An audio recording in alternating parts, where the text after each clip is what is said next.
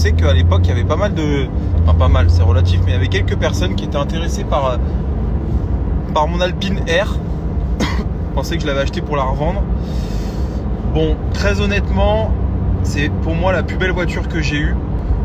Je trouve pas que la GT3 RS soit une très belle voiture. C'est très viril, etc. Mais la grosse pelle à tarte, etc., c'est pas très élégant.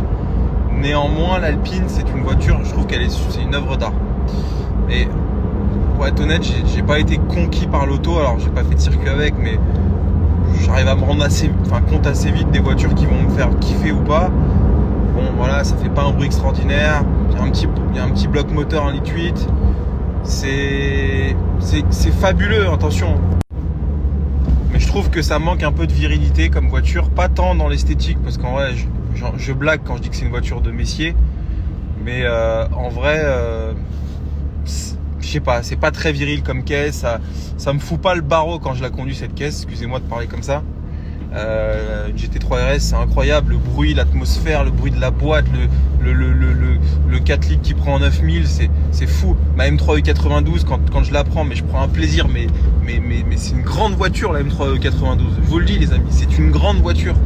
La 1M, c'est bon, c'est un peu une voiture de cœur pour moi. Vous le savez, j'en ai eu plein. Et pour moi, c'est. Et d'ailleurs, d'après les spécialistes, hein, attention, les spécialistes de mes deux, vous savez ce que j'en pense, mais il y a beaucoup de gens unanimes pour dire qu'avec la M3 CSL, c'est quand même une des M les plus incroyables, la 1M. Mais je reste un peu sur ma faim quant à l'Alpine. Il manque un truc pour moi, il n'y a pas d'autobloquant. Bon, c'est une caisse, je pense, qui peut être assez incroyable, mais avec beaucoup de prépa. Ce que je ferai absolument pas parce que je vais pas commencer à saccager la bagnole.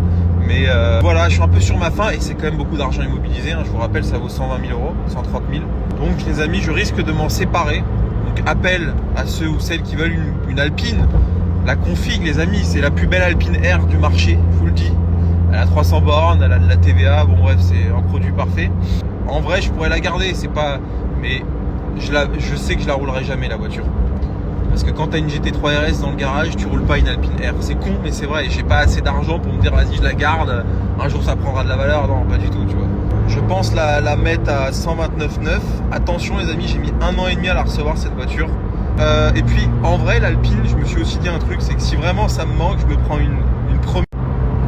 prends une première édition, ça vaut 60 000 euros. Et j'immobilise pas 130 000 euros dans une Alpine, alors qui certes une R avec les jantes carbone, mais très honnêtement, j'ai eu une S, enfin j'ai eu des normales, mais j'ai poncé sur la piste et je trouve pas que la R soit vraiment, elle est un peu plus performante, mais